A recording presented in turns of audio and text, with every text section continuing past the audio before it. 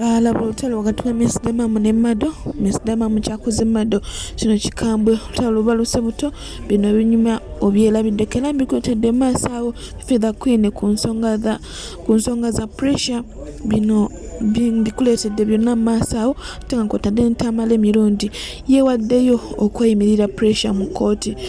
Wasuzo oti aspect going omulungi ampuliriza Olutalo Media Call. Subscribe for more updates, like, share and comment. Tewera bidde okunyiga notification bell obenga notified buli nteekawo video empya. Nyongera okujjukiza nti tukuzuulira omwagalwa gwe nawe yandyagadde okuzuula omwagalwawo nga yakubuzaabuza tomutegeera. Munnange twesiga otufune ku namba y'essimu gy'olaba ku screen yo ove mu bubuze ove mu kubeera nga ate olimbibwa ate nga n'ekirala tulina airport pickup, tulina services ennungi, tulina free wifi, tukukyusiza ne ssente gwe nawe ali yabuzaabuzibwa airport baseera ssente nti simanya ate ssente nziteeke mu dola ate biki ne mu dola mwennyini tuzikyusa n'eze Saudi tuzikyusa ze Dubai tuzikyusa eze Qatar tuzikyusa currency yonna munaye tukukyusiza ssente zo nga tezitemeddwako nga bwe bazitema ng'oli weebuuza nti ate Western Union bantema nnyo ssente mukwano jangu ne ssente ezo tambula naffe tukukyusize ne ssente tuzikuwe nga bw'obadde ozisuubira nga tezitemeddwako. Enamba kweri ku screen ate n'ekyatukola surprise ez'enjawulo nga kwotadde delivery gwe naye ali eyo ng'olina ebintu by'oyagala okutwalira omuntu wo oba omuzaddewo oba ani ng'olina ebintu by'oyagala okumuweereza nga weeraliikidde tomanya ni gw'oyinza kutuma. Munnange twesige ebintu tubikudelivery ng'ebulungi nnyo tusobole okusanyusa abantu bo. Ate n'ekirala tukola surprises enjawulo nga kwe kuli money bouquet, gift hampers, fruit baskets, money tower, flower basket, flower bouquet n'ebirala bingi nnyo. Naye namba kweri ku screen yo twesige ate munnange osobole okubeera ng'osurprisinga omuntu ng'omusanyusa ne delivery tuzikolako bulungi nnyo ddala akabeeyi kasamusamu ate nga kakuteesaako buteesa. Tusiba n'ebiro by'oku mikolo ng'okulinika, okukyala, okwanjula ne birthdays. Munnange ebirabo tubisiba ne binyirira bulungi nnyo kasente kasamusamu kakuteesaako buteesa. Twesiga tufune ku namba y'essimu gy'olaba ku screen yo munaye tujja kujjusa katuyongereyo obutereevu ate katutandikire ku nsonga za Feather Queen ate oluvannyuma tweyongereyo Laba Olutalo Miss Dammam kyakoze Mado kikabuka.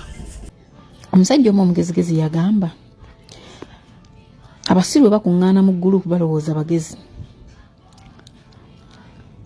Ngenda ne ntunuulira wano ng'ekinywa ky'abasiru kyekutteko kyekuŋŋaanyizza nga kiri mu kkuba noise era ne nzijjukira nti waliwo omusajja omulala omugezi eyagamba nti okusirika kw'abantu abagezi kuleetedde abasirusiru bangi okukola noise nga bateekawo embeera ey'obusiru okwesiruwaliza ddala nga balaba.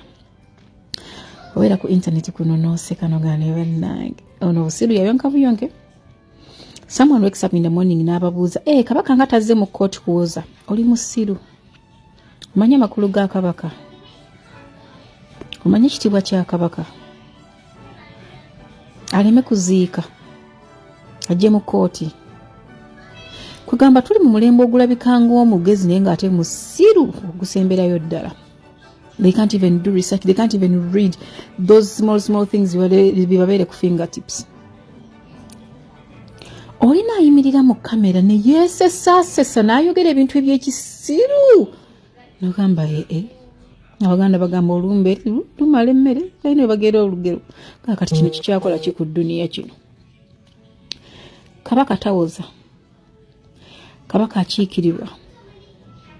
Okuvuma kabaka n'obwakabaka oba ovumya abantu bangi okusukka mu muntu omu. Obwakabaka bwina PR waabwo, bwina ow'amawulire waabwo, bwina omwogezi, bwina ne looya. Kati kabaka ajje mu kooti akole ki? Omulembe guno bannaye oba abannyika kisoda mu bwongo omwo. Mbolaba n'omulamuzi yamugambye bamuwe bail. Are you stupid? Buuza abantu abasomako. Look at all the cases ezibeera mu kooti. Everyone has a right to bail. Kiringanga bondi. Gwani akugambye mbu omulamuzi abeera abuuza mbu agikuwa ayagala nnyo ogende. simply because this was made a public case and wabademu interest nyingi oba olina okuweebwa rights zo kusomera misango gyo ogikiriza oba ogyegaane bakuwa olunaku lw'okomawo okuwoza and after that obeera olina okweyimirirwa oba olina ddala basulities abategeera so si bano abayise b'okumikolo. But you look at a bunch of fools like nga bali mu camera bali mu kuwuddisa abaana babawabya mugenda kukozesa abaana ensobi nga ate bwe museka nga bamaze okukwatibwa. Nze nakula mmanyi nti nno buli muwanvu aba n'amagezi. I had a belief nti baba bawanvu amagezi gabatuukako mangu. Naye ab'omulembe guno bamuwanvu wa nnyo amagezi ne mugaleka ate. Or you just want to be relevant to internet regardless of what you're saying.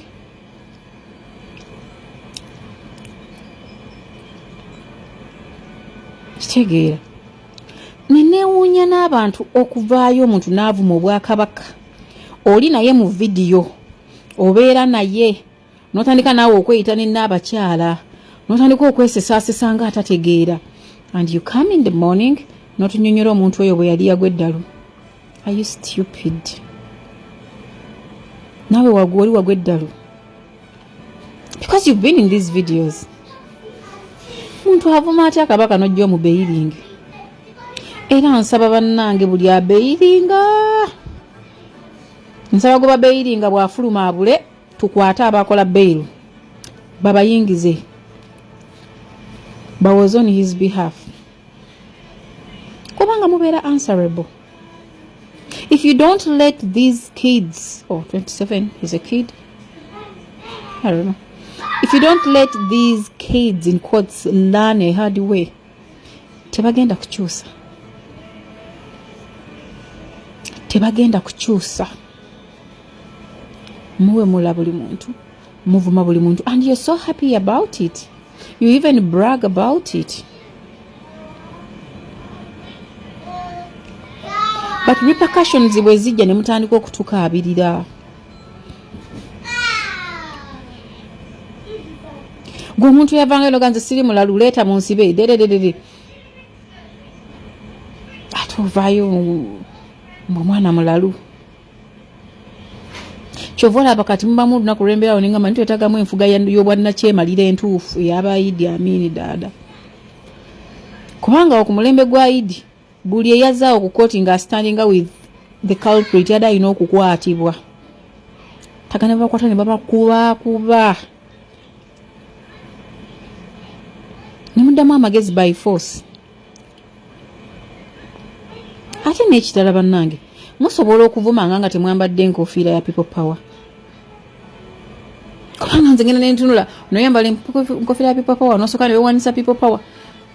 N'okakasa buli muntu nti oli wa people power. N'olyoka ojja ovuma abantu abakukuna bw'ab'ebitiibwa nga wamaze okwesonseka eri. N'oleetera abantu okulowooza ebintu ebitakwatagana. Musobola okukozesanga ebivumo byammwe naye nga temukozeseza temwejja kukuutirizaako. Because this is too much. Bwakabaka bwaffe tubwagala regardless of the imperfections because teri bwakabaka butuukirire ng'omuntu bw'atatuukiridde. We belong there. Ffe twakulaba tugamba eyo yensibuko yaffe era kye tumanyi. Nsobola okukeera kumakya n'ennonda eddiini, nsobola okukeera kumakya n'ennonda omukulembeze, naye sisobola kukyusa bwakabaka bwange. Yensibuko. N'otunuulira Namuju, n'otunuulira Simayanga Nakirijja, n'otunuulira Sebide, n'otunuulira Simaya Saani ng'owagira omuntu avuma obwakabaka bwo. N'otunula ne mu kamera and you open your mouth n'oyogera fa. We're missing it. Obwakabaka bwe baatunyumiza obwedde obwaboolanga abasirusiru enkula eyo. Nga gwani avuma obwakabaka?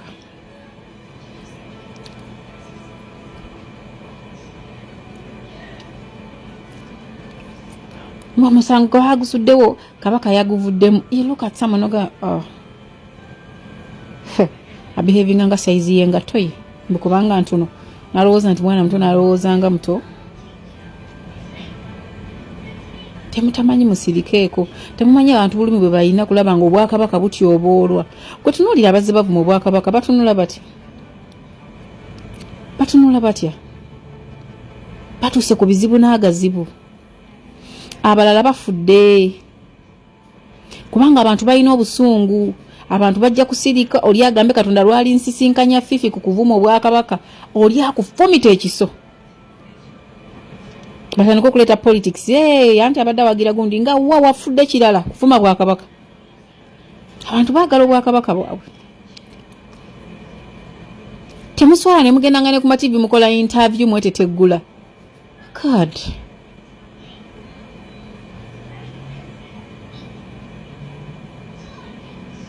owozaaki abadde nga avuma ng'odiweting sharing liking commenting essaawa eno tugamba mulalu why didn't you say that why didn't you stop him lwaki temwagenda malwaliro g'abalalu mwali mukimanyi nti n'omuntu ne waba mulalu gavumenti erina right egamba abeere butabika emyaka 2 abeereyo mu balalu myaka 2 nga bamujjanjaba batumanyi kyekitegeeza okutwala ebutabika nga oli mulamu government has the powers bakutwala ebutabika obeereyo emyaka gye 2 bakujjanjabe naye gwe manyi kyekitegeeza okubeera mu balalu emyaka 2 nga gw'oli mulamu mulina ebintu byemwogerayogera naye nga temulowoozezza repercussion zaabyo ziri ki singa omuntu akkiriza azannyo omuzannyo gwe nga bwe muguzanya nti mulalu nti yes gavumenti ekkiriza omulabirira agende butabika emyaka 2 mpaka wanaawona. Do you know what that means? Mulowoozengako okusukka ku bubokisi bwa makeup, mulowoozengako okusukka ku busimu bwammwe, mulowoozengako okusukka ku kabandabe, mwogerenga ku bintu ebirimu amakulu. Ate bannange mwekuŋŋaanya ne mutuleekaanira empozi bagamba emikebe gitalina makulu gikuba nnyokere bare ne wabamu munyuma kulaba nga musirise because bwe musirika tubalabanga abategeera naye bwe mwogera noga gundi yayogedde bonna mubavume naye mwesonyiwa obwakabaka bwaffe tetujja kustopinga kudemandinga that. Fifi the Queen bwata bwagambye era munyevu nnyo ku nsonga za Buganda nga bw'omuwulidde timukole ebirala byonna naye mwesonyiwe kabaka n'Obuganda. Sabuteeke noze mu comment section obukiriziganya naye kiri mbutufu bwakyo byonna byayogedde oba oyewukanako ku ndowooza oba ku njogera gy'ayogeddemu ensonga ezo. Katugende butereevu ewa Ntamale mirundi olabe engeri gye yeewadde okweyimirira pressure mu kooti ku lw'ensonga z'Obuganda. Abantu bangi babuddeyo ne bagamba nti era buli omuvumi ayimirirawo ku muvumi munne era olw'okuba nti ne Ntamale mirundi yavumako ku Buganda kyova olanga naye yeewaddeyo asobole okubeera nga yeeyimirira pressure. Abantu bakyali banyiivu, abantu tebakyayagala kumanya kikwatagana n'Obuganda bakambwe bazibu. Beerabireko. Bagamba yavuma kabaka omusango mbu yavuma kabaka sente tamutwaza mu kooti naye President Museveni bamuvumye. We cannot allow these rumperies. These rumperies are overfilled. Are they journalists? Because a man who has fought for media freedom like me, I can allow rumperies to reach to women. Okuteka full pressure mu kooti. Media mugitegeera. Museveni bwe yajja bamukubanga mu katundu. Yes. Abakajanja ne bamugamba n'abaganda nedda nzisibya mu kukopera w'amawulire. Bakube katundu zaabwe. Muwozi bamukuba mu katundu ze. Nijje n'omuwozi bamukuba mu katundu. Everybody, that's media freedom. Ebyo byakati avumye kabaka byaliwo dda mu myaka gya 60. Waliwo w'amawulire balina etteka lyabwe ery'empisa y'ensi. Nga bakusiba emyezi 6 yavumye Katikkiro yavumye kabaka. The victims kyoli neera balaga akatabo kange akabisolo y'amawulire. Jole Joy Kiwanuka n'omusajja bamuyitanganya Anania Ssentungo babasiba emyezi 6 mu kkomera ly'Ewanja buli lyali wano kuki awo kubundi katabo k'obwakisebe bakuvuma Katikkiro. Feudalism buyakwawo okuja mu democracy. Kakati abo abataasoma mawulire balumpenis bo tebamanyi libel and defamation. Libel byoyogera ku ki ku leediyo era waliwo wano kampuni erikodinga. Defamation nzibu nnyo byonna byange bakule budde olinaki Ati bantu baga ati kabaka nti omwana mbu yawemula kabaka mbu why do we have public relations officers? It was a back. to answer back. So Mengo yali ino kwatalinga back ati omwana byayogera sibitu. Balumpenisi tegakimanyi nti era waliwo omusango mu myaka gy'enkaaga 72 omusajja yali mu bbaala ne munne nga banywa omwenge ne boogera ku kabaka kuba yali amaze okukusa omukono mu 69 oli omusajja teyali mukaaga bamukuba ne bamutta beni kibonoka yabahangula nti kiki yavumye kabaka wange kyetaaga mutta beni kibonokereka hange tideni bino birumpenisi byasoma amawulire beni kibonoka ng'akyali chief justice yawanika kalabba abakuba abali bakuvuma kabaka kutisa omuntu okuvuma kabaka kikutisa so omwana ono pressure omulamuzi yabatayagala muzee muyimira muzee ogenda kwemera pressure atete wa media freedom bamanyi so golanga okulinyirira eddembe ly'amawulire kubanga fulufiga agenza asiba abantu bajekitta basibye abaana ba TikTok nange kenyini yagamba yagala kunsiba tulabanga waliwo okugambi bajja ekikuba kibuliddwa ebyokukola wali wakikozesa ozanyira ku ddembe ly'abamawulire kyasoma ekyo kankubuulire genda osome etteeka lya Sweden etteeka lya Sweden ly'amawulire limaze emyaka 14 lwaki kabaka yawera omuzanyo ne gudandabula nekubeera kw'amaanyi nnyo.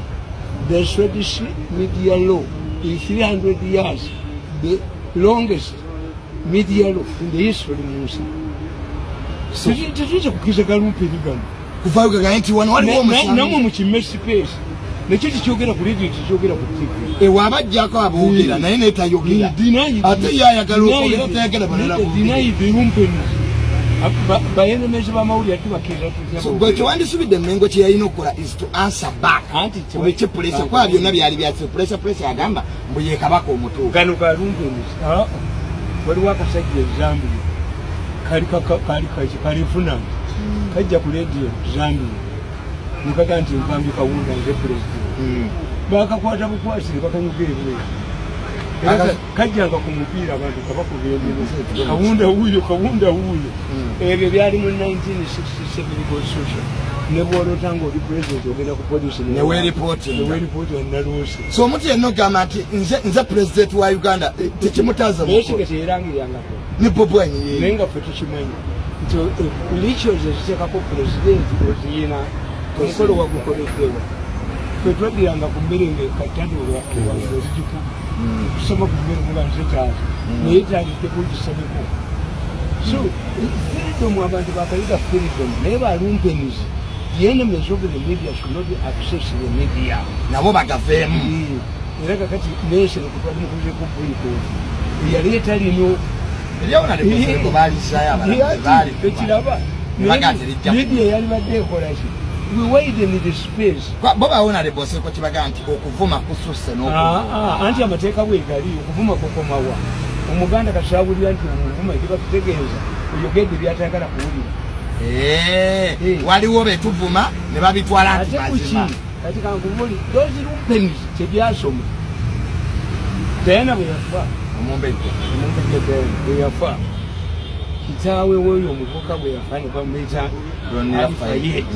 Ali Fayed abadde mugagga nnyo mu Uganda ne bamumma obutunze mu Misiri naye bawa taata waweyo omwana Ali Fayed omusajja omukulu yagenda mu kkooti n'agamba nti bawa Queen yeyassa omwana wawe Ozikirwe they put up an inquest baleeta judicial inquiry baleeta obujulizi bwe yadismiss naye gwamanyi okugamba nti bawa Queen nti ate yeyasse allegation yali y'amaanyi naye tebamutaba wano kyeye yavumanga abantu n'avuma wava munno ziwava munno yavumako ne facility alabako facility nga pasonga kye so nekyo solubudde problem bano bonna abagamba pressure yakoze bubyo bamutte bamusibe bwe tobirabamu makulu olabanga okulinyirira eddembe ly'amawulire era pressure ukajja mweyimira papa wagenda yosebufu olaba kite kinavaamu bayinza okuba batagetinga pressure naye nga batagetinga muntu mulala tunulira monita ekyagireeta okimanyi baali mukibitukuti bonna ne bakuba sitole nti kabaka agobye abantu mu ttaka ku mukaaga kintu musokolere dandisa ebali bannanyini lupapula nga banoonya elections okuwangula olupapula lwaggalawo bano bagenda bakola ki naye gavumenti yabagana okukola olupapula lwabwe no how many times bavumye musekolekozeeki tewali freedom kolina kuteeka kukatateenya omwana nze simulabamu ne magezi pressure why nti baatuukako abaana b'engoma bennyini ndagire n'alemera ne Kasubi nga baga nti kabaka si muganda era pressure yaleeta olupapula olwo nga baga nti kabaka si muganda waabwe baabategeevu bakatende kye baakola abategeevu baayita olukiiko lwa Buganda ndi basoma eddambi lya Ssekabaka Muteesa nga ligamba ti omwana wange ono Mutebi nkooneddemu naye bwe wabangayo olukiiko lwa Buganda lweruwonda kabaka berugananga okumulowooza lugendanga mukabuli yakimere wamwanda kubalonda. That was Katini. Katini brought the will of the late Ssekabaka Muteesa. Yes. And yegamba nti omwana wange ono Mutebi mumulabanga mwaka ensuso naye bwe muba mumugaanyi temugendanga wa mawanda bagendewa abeebunyolo the matter who became the omukamu obubunyolo was settled in the court. Kooti yasalawo omukama w'aliwo yawangulira mu kooti. Omukama afuga bunyolo kati kabaka bunyolo kooti yamuteekawo nga bali bagaanyi nojokuna ekirala era nebukonjo waliyo yeeyita kabaka bw'abakonjo waliwo yeeyita kabaka w'abakonjo bamutta abakonjo bakambwe bamutta but they said yadduka buddusi society ediringa naawe kati pressure ku myaka gye ani yali amumanyi okumuteeka mu kooti ndoza yakakanyizaamu ku Buganda ab'Emmengo tebazze full figure yagulimu kino ye tubiyita bitya kusanga bisibete ekyo kibuliddwa we kiraga wa Museveni tekiriyo bano abamukozi nabo tebakyaka kifulotiibwa bweki yowakalakika wiru associate with you ng'oli mutunga ku midomo y'abantu. So Attorney General wa Buganda teyazze President Museveni teyasindise balooya baki bimukwatako mbu pressure avuma maama wa Museveni mbu alina Oluganda kwamira bimukwatako so Attorney General wa Buganda teyazze abazungu bakugamba nti can I lower myself when a madman stares? Can I be scared when a madman is scared? Wano babadde bagati abazinga inayo omukazi omu mpaka teyabattu yebagala nobakwata bubalo yabagenda mu kooti babatta imboga yagenda mu so omukulu Tamale Junior nkotadde ne mutabani we bwe batu bwe basaze okwogera ku nsonga za pressure ate nno ekinyiza abantu nti kubanga omuvumi awagira muvumi era ensonga lwaki olaba bagenda kubeera nga ate basazeewo okumweyimirira katugende butelevu ku nsonga za Miss Dammam ne Mado ate munange weerabireko kuva gye byatandikidde paka gye byasemedde tebwomala otwendowooza mu comment section oba odyawo kino kyonna kiwandiyagadde okuyisaawo. Omuntu bw'olimuko talina buddewo kuba buli levu kw'otuuka oba okolerera kuvaako kudda ku mulala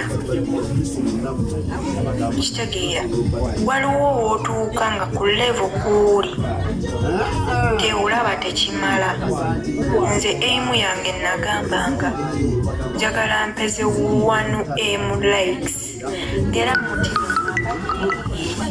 Mukama nonyamba nepeza 1M, just 1M likes.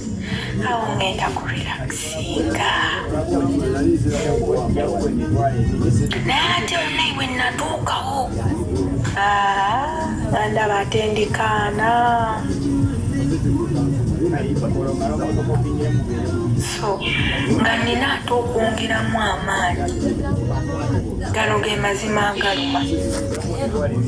Sometimes tukyawa mikwano gyaffe.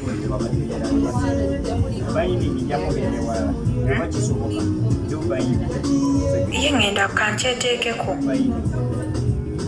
Nalina mikwano gyange. Nga nzize ku kyeyo. Nalina mikwano gyange naye nga kati tukyayogera.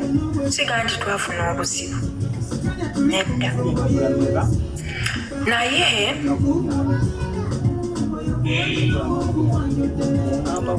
buli levo kw'otuuka oba olaba temala oba oyagala oyongeremu mo effort ate otuuke ku kirala ekinene.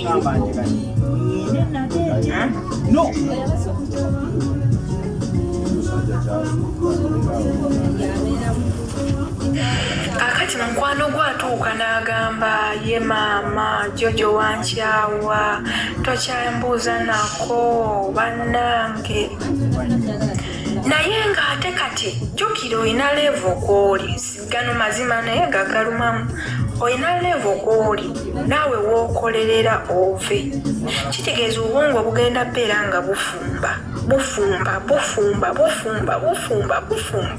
jaa ninako abantu 10 ku live, nkoze ntya okwongerako abantu, nkoze ntya kati n'osiiba olunaku lulamba ng'olowooza kikutwala mu maaso, naye ng'ate ye mukwano gwo alaba tomuwa budde. So omuntu akomplaininga bw'atyo tera nnyo muleka kasita okomplaininga miisi tonfaako tombuuza nako mwana gwe oyagala tutuule mu kiri ekibuuzi kye twakubanga, naye ng'ate jjukira nze obuvunaanyizibwa bweyongerako eyongeze wala. So okuba nekyaliwo nga buli kawungezi mutula ne mukuba ekibuuzi n'afuna akalimu. Kati bw'afuna akalimu obudde ne bwesala naye ng'era akufisizaayo obudde, okitegeera ng'era akufisizaayo obudde ne mutuula ne munyumya naye nga already kati alina omulimu.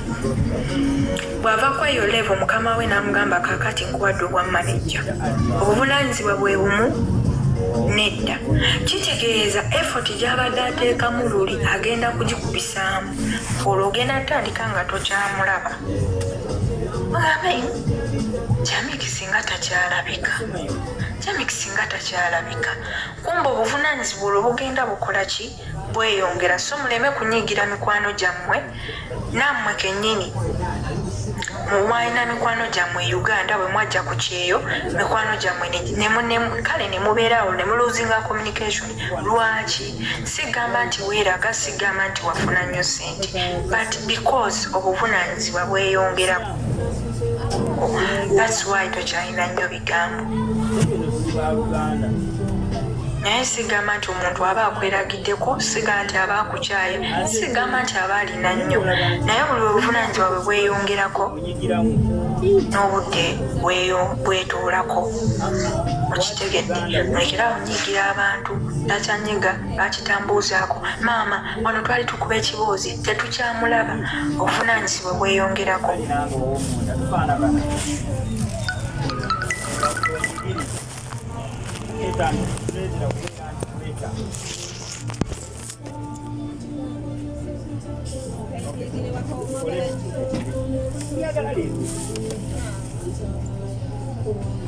Kati Banks wabadde ombuuziza, Banks yambuuziza naye naawe ogwa mulaavu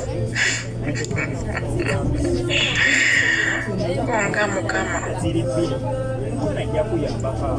Kati Banks ke kali kennagambye nti obwongo bwo buteeketeeke, ekintu kijje nga tekikukosa nnyo, okitegeera. Okimanyi nti omuntu asobola okukukyawa n'alaba nga tokoseddwa n'atandika okwebuuza naye omuntu ono bulijjo anjagala, okiraba weekyangirako omuntu ati ne bw'omala n'akutaba nga olaba ali bizi akola bibi, atuuya nnyina okutuuya n'afuuwafuuwa anyampanyampa ali bizi, nga ne muntu ono abadde anjagala kweri ng'abadde akwaka, naye ye mu mind ze yateekamu ekyo nsibiire na stress, ekyo kyokka kimumala okweyongerayo. Kati Banks nkuzeemu abasina. Hope you're doing good. I'm good, babe. How are you? Banks oba nkuzeemu.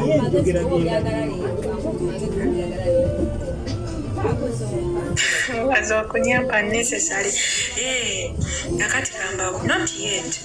Ombuuziza naawe ogwa mukwano era obudde buno nina omusajja tuli mukwano omuyitirivu ennyo era mbadde wano nampeerezaako ka message wano nekansanyusa nnyo ndi mukwano era naye singa akeera ku makya naŋŋamba missing mukooye ngamba kalaasi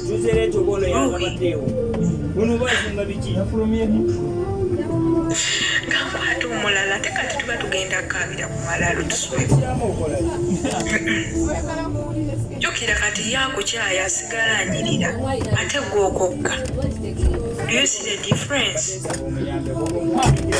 Ogenda kaaba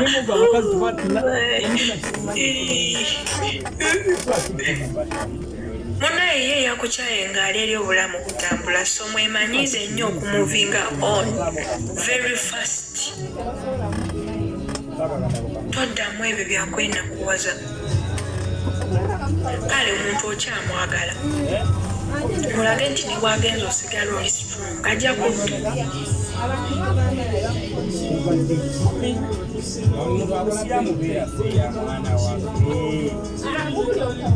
You have to press strong in life.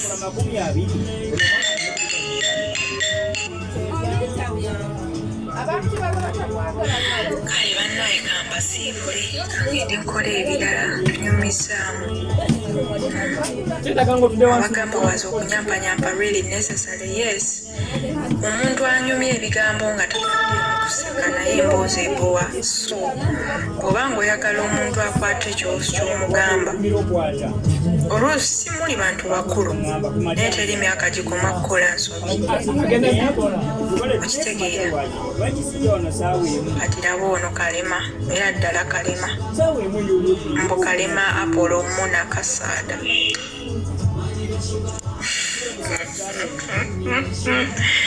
Wamma buuza ekibuuzo ekirala tuve wano. Waliwo emmere eyo kyajjazunga n'amawolu oba mwabaki ataki naye nga muli bulungi Musa mulya munywa kyogedde bubi era bagenda kukwatamu akaakabi. Ensobi teziggwa kukolebwa tuli bantu bakulu naye era tusigala tukola ensobi naye ate era bw'ofuna obudde obumantu n'oyogera naye kyomubuulirira ererere sekamu akasisa sekemu twaze kulumbe.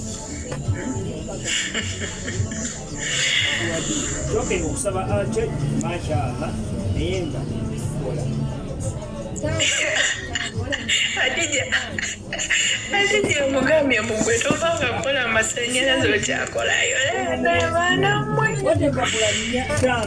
May I love you Kiviri dear. Thank you so much. Thank you so much. Abali kwagala mbiriza abasiraamu tebalina kukola uli bali mu kunyiga musiraamu kwegayiri ekyo sibagala nnyo. My niece King herself. Hi baby, how are you? Kamba sikulenda kumanga njagala nno bweddankubira essimu kaba mujjako.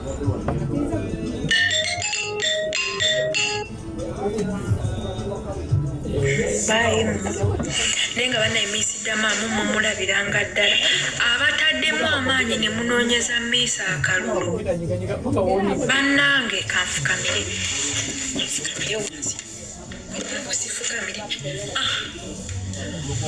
Bannange mwebale nnyo bw'oyita gy'oyise n'ogamba bannaye Miss Dammam for Miss TikTok bannange mwebale nnyo ekitegeera. Yes, mwebale nnyo abanoonyeza Miss akalulu nze gyesiba ne mumbeererayo. Waliwo ayogedde breathings naye bannange bazi breathings necessary. Oyo naye nja mwebaza mu kiti kye naye ng'olunaku olwaleero waliwo abadde yayiseemu ku kalulu k'obwaki k'omukazi bandi omupya naye ng'abaana b'omu maka muno be bagenda ossalawo era leero ku live ya Miss Dammam naye gwe bagenda okukulaakulana okukuŋŋaanira anti abangi we basonga olunwe wekyabikira nsonge wezu buli omu kasitanda be mukono ng'etaano nga gisonza awantu wamu nti wezu ate bwe mugaana muleete oputioni yammwe nga tuuse ku nkomerero ntwala okusima era okwebaza bulala vidiyo yange to the end nolabula nga otobusikipinze nkawa ndi musimu era nsaba katonda akwekyusinga okwagala nenyongera okujjukisa ntuzula omwagala gwe nayo neyandyagadde okuzula omwagalawo ngaoli yakubuzabuza tomutegeera yebuzabuza munange mutukwase namba isimu kwali ku screen tumukuzuulire tojja kubeera ate nga wejjusa tulina airport pickup tulina services enonyi tulina free wifi tukukyusiza sente gwe nawe na buli currency yona tugikyusa nozifunanga bwobadde ozisubira nga tezitemeddwako ngeza Western Union nga tezitemeddwako nga bazitema ku kisaawe munange twesige otambule naffe tukukyusize ne sente zo ate ozifune bulungi nga bwobadde ozisubira tukola ne surprise ez'enjawulo gwe nawe neyandyagadde okuweereza ebintu mu bantu bo nga tolina muntu n'omu abikutwalire munange twesige tubidelivering ate nga nekyatukola money book money towers gift hampers fruit baskets n'ebirala bingi nnyo kabeeyi kasamusamu kakuteesaako buteesa mune twesige tukusurprisingire omwagalwawo ate nga ne delivery tuzikolako bulungi nnyo ddala tusiba ebirabo by'oku mikolo okuli neka okwanjula okukyala ne birthdays munaye twesige tukuyoyotere ebirabo by'oku mukolo gwo gusobole okubeera nga ate gukwesa ekitiibwa kabeeyi kasamusamu kakuteesaako buteesa enamba yesimu kole ku screen yo munange tojja kubeera ate nga wejjusa nyongera kujjukisa nti okyali ku All Media. Subscribe for more updates, like, share and comment wera bila okunyinga notification bell obenga notified bwe nteekawo video empya.